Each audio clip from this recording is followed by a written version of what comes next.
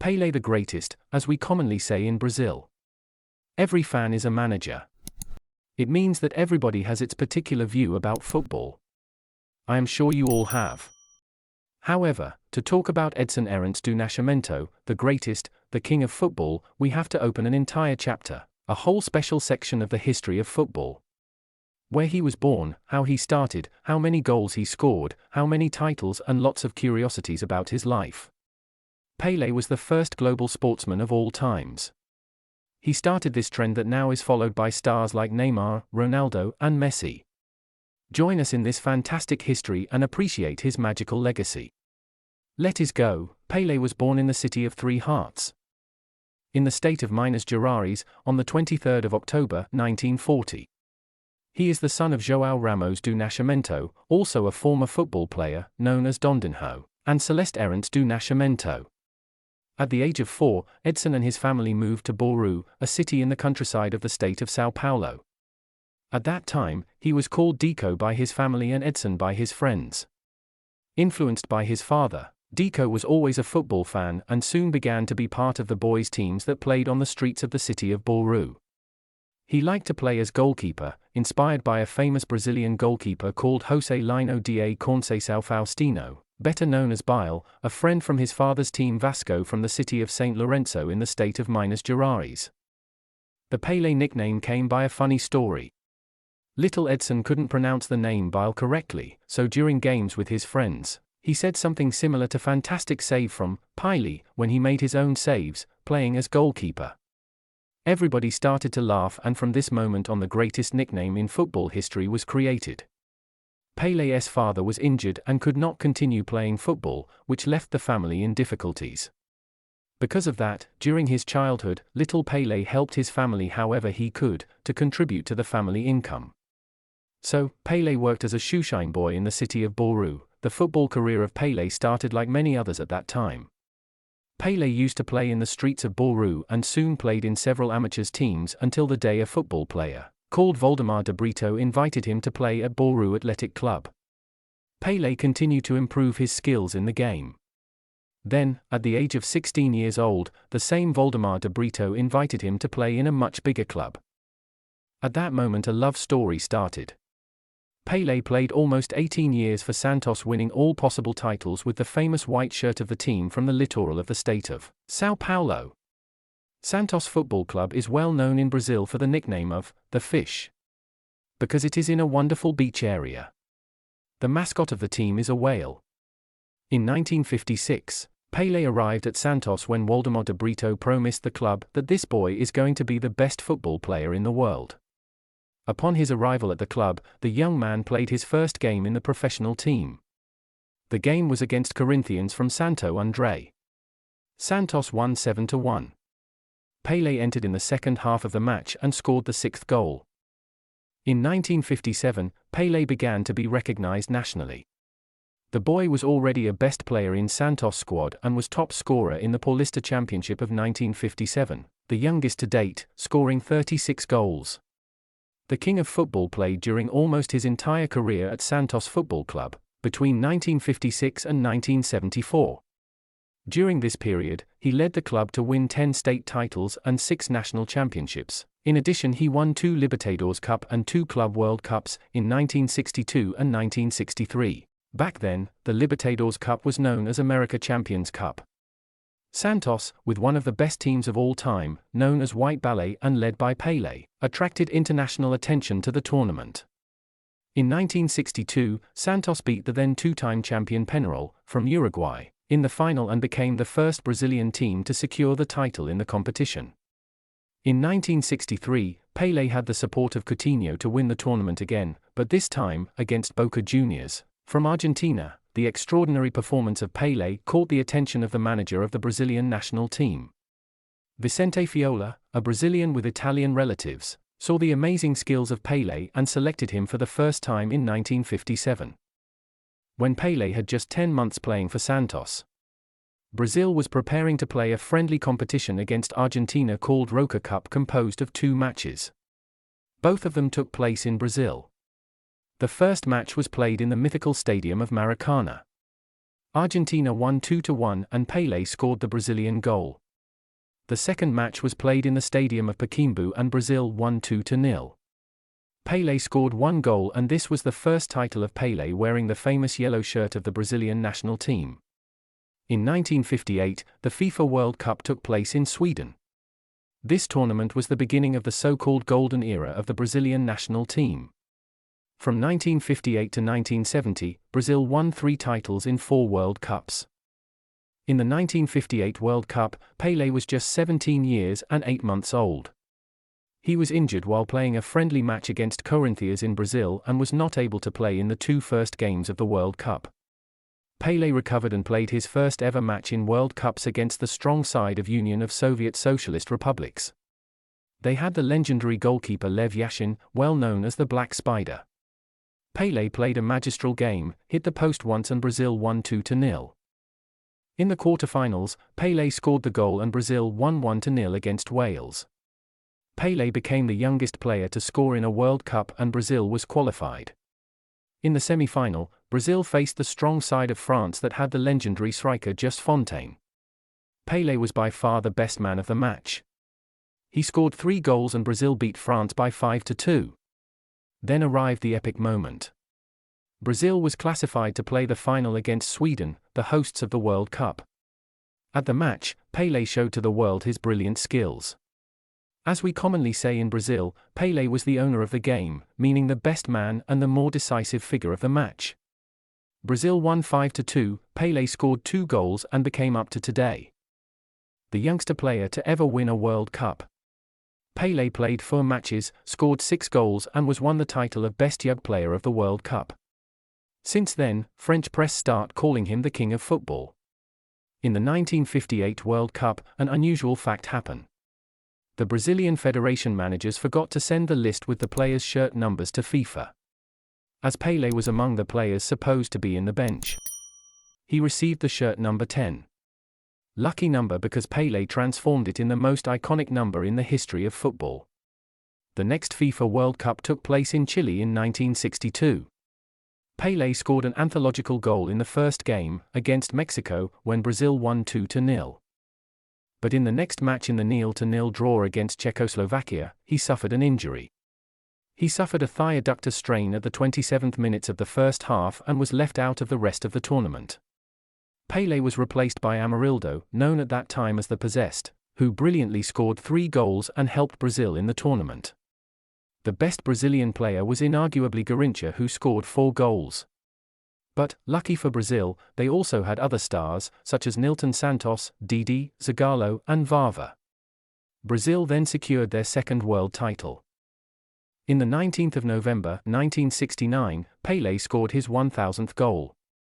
But, some interesting facts happened a little time before that. Here in Brazil everybody was anxious to witness the first time in history a football player scored 1000th goals.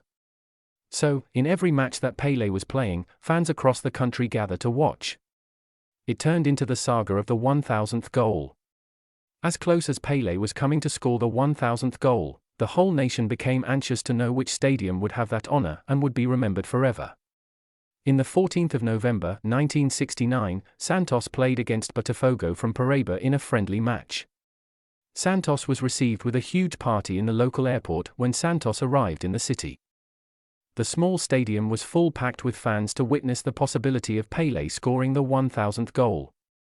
Pele, then, had already scored 998 goals. Santos was winning 2-0 when the referee signaled a penalty. Pele was not supposed to kick the penalty, but the crowd started chanting his name. Pele, Pele, Pele.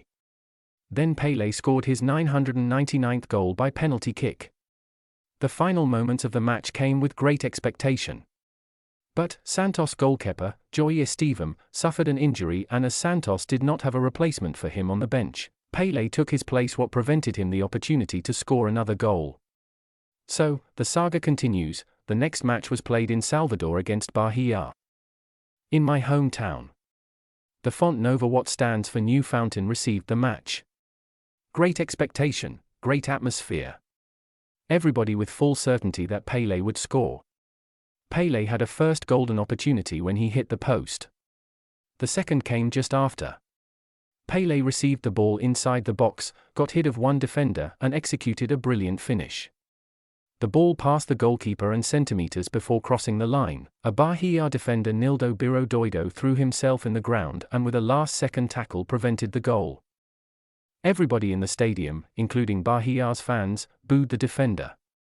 It was not to happen that day. Santos had a 1-1 draw and Pele did not score the 1000th goal of his career. Until his death in 2008, the defender was known across the country and the man that prevented Pele's 1000th goal. The next match was played in Rio de Janeiro against Vasco da Gama, that has the name of the famous Portuguese navigator, at the Maracana Stadium. In the 19th of November, 1969, Maracana has an attendance of 65,157 fans. The carnival, the celebration, the ecstasy were there, the atmosphere was also there. In the beginning of the match Vasco scored. Then Pele was about to score from inside the box, but was fouled by Vasco defenders. The referee signaled penalty. That was a great opportunity to Pele. The stadium was unbelievably silent. Everybody anxious. Finally, Pele ran to kick the ball and also ran for eternity.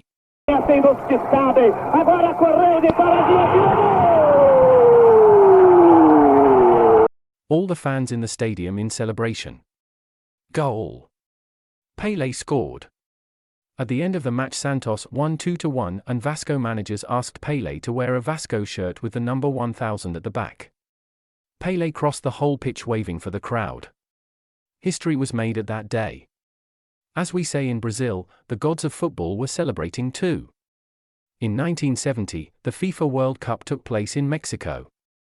At that time Brazil was under a brutal dictatorship. And we used to resort to football as one of the few escapes to have some joy and forget the atrocities of the regime. Pele was 29 years old and already a famous football player. The press at that time says that Pele started the World Cup as king and ended as the god of football. In the qualifiers for the 1970 World Cup, Pele was already in spectacular form, scoring 6 goals and helping Brazil to finish top of the Group 2.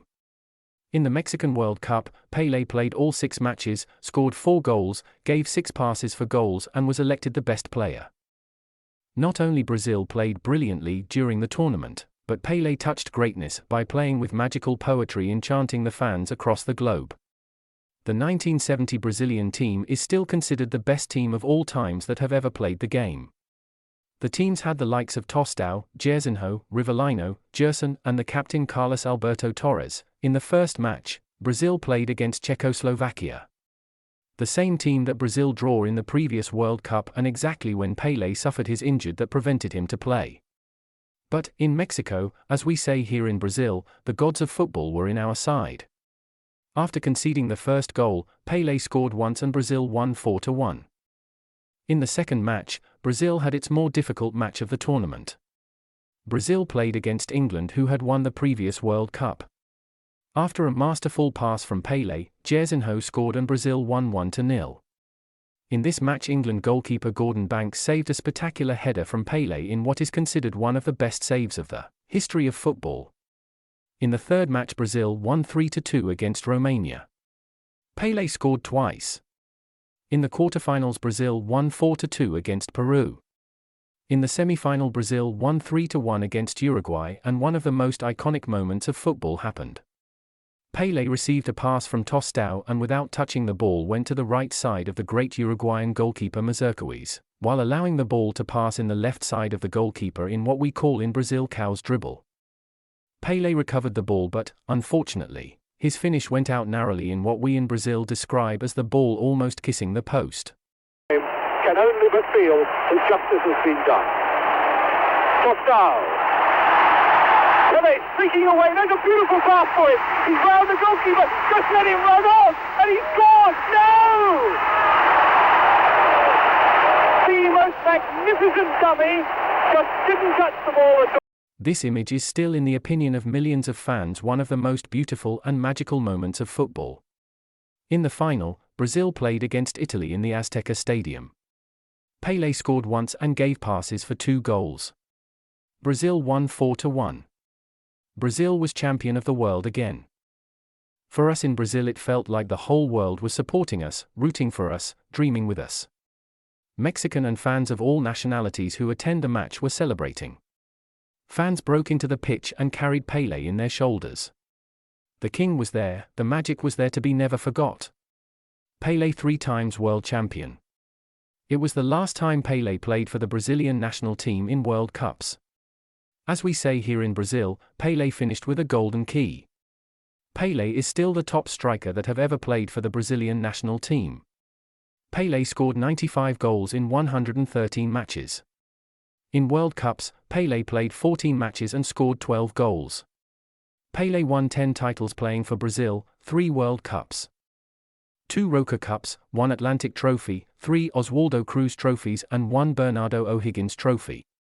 In July 1971, at Maracana Stadium, Pele played his last game for the Brazilian team in a friendly match against Yugoslavia.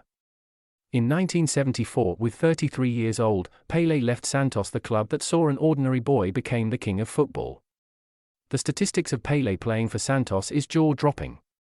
As we say in Brazil, it is brincadeira, what means it's so incredible that sounds like a joke.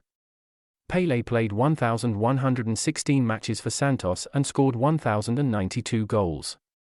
In total, Pele scored 1,283 goals in his masterful career. He won 26 titles wearing the white shirt, 6 national championships, 1 South American Super Cup, 2 South American Libertadores Cup, 2 Intercontinental Cups, 10 State of Sao Paulo Championships and 4 Rio and Sao Paulo tournaments. After refusing several offers to play for another team, finally Pele accepted the offer to play for New York Cosmos in 1975. Funnily enough, he only accepted the offer because New York Cosmos manager Clive Toye said to him, "You can go to Spain or Italy and win a trophy. But, if you come to America, you can win a country." In 1976, Pele had a team of stars including German Beckenbauer and Italian Chinaglia playing alongside him. Hence, in this same year he was elected the most valuable player of the American Soccer League.